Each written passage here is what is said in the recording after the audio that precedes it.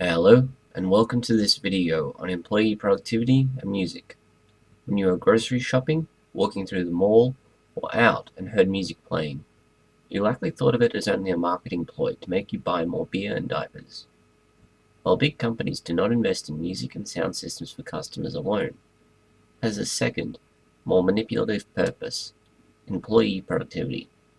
Historically, working shanties and fieldwork songs set the tempo and rhythm of activity at work. These songs were meant to coordinate activities, synchronizing contingent tasks, and alleviate boredom. Many of the same requirements of modern employment, especially shelf stocking, looking at you, Walmart. This is seen in equal measure among colonial slave labor, sailors, and factory workers. It has roots in oral traditions of most cultures worldwide. However, the modern world is not so kind as to not associate groups of staff singing songs and egregious labor practices. The modern world and internet does not forget. Large corporations and companies get around this by blaring music out across the PA system that acts at more subliminal levels. As early as World War II, factories and other large-scale production facilities were looking for ways to increase productivity. This is exemplified by the BBC's Music Whilst You Work program. This was a national broadcast of music specifically for factory workers. More than just increasing productivity, this broadcast was intended to create a camaraderie and citizenship among workers. To summarize the most relevant work-related findings, music in a major mode elicited higher rates of satisfaction with communication among staff than it would with a minor mode. Modality and speed illustrate the importance of not confounding music and music's structural effects when testing the opposite condition of no music. While background music did affect productivity relative to no music, those hearing background music achieved greater productivity when music was in the major mode. Another study by Canadian researchers found that people performed better on IQ tests while listening to up-tempo music. Yet another statistically significant difference in anxiety levels between control and music groups, with the greatest difference between the initial music and periodical music, and these had the least amount of anxiety levels across. There was no significant difference in syntax and logic task achievement between these groups, and the periodic group scored the highest means in both programming tasks that were used to evaluate performance. Assembly line workers showed signs of increased happiness and efficiency whilst listening to music. The comparison results revealed that background music with lyrics had significant negative effects on concentration and attention, and their conclusions were: the findings suggest that if background music is played in the work environment, music without lyrics is preferable because songs with lyrics are likely to reduce worker attention and performance, and this is reflected in the demand on mental resources, and therefore moving the mind away from the task at hand. A series of experiments has investigated relationships between the playing of background music during the performance of repetitive work and efficiency in performing these sorts of tasks, and they give a strong support to the contention that there are benefits, particularly economic benefits, that accrue from the use of music in industry. The study shows that music is effective in raising efficiency in this type of work, even when in competition with unfavorable noises, such as factory and workshop noise.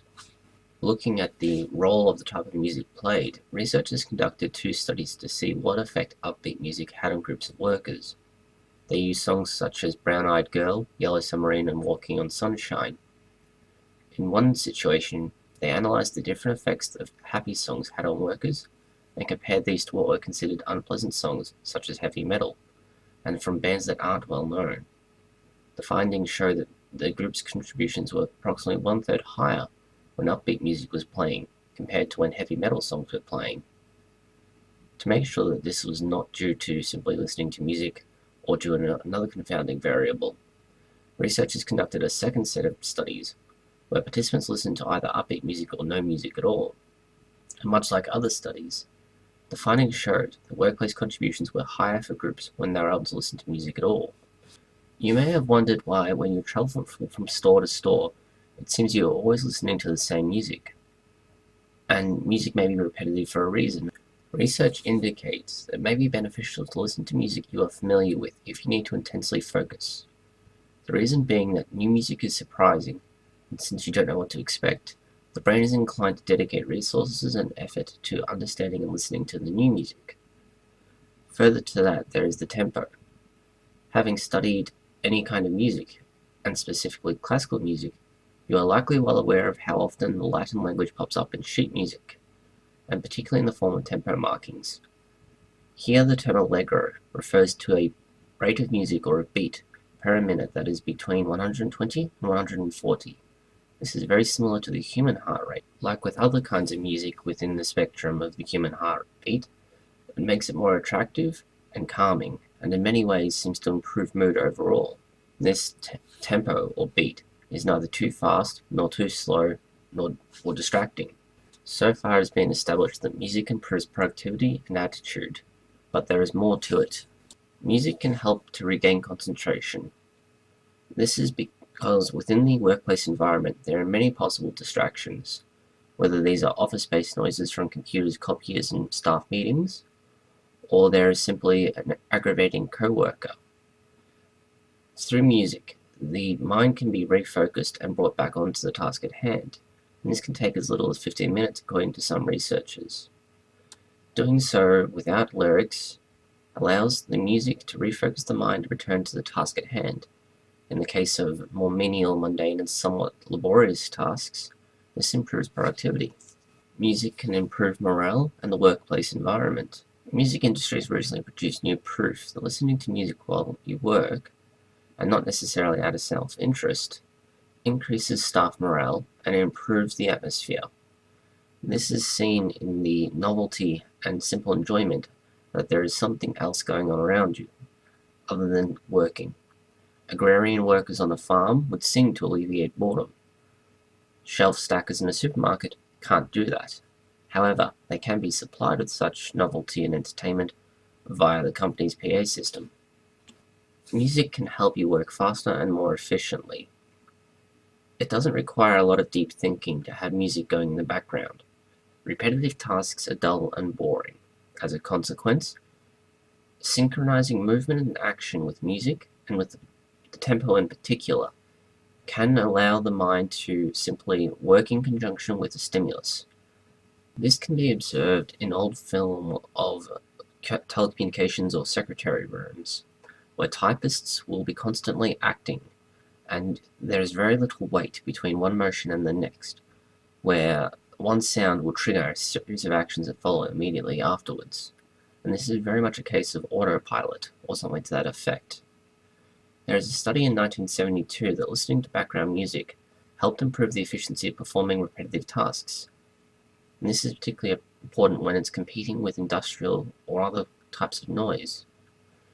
The employees worked better, even when there was confounding factors, such as external noise, that this enabled them to do more, quicker, and better.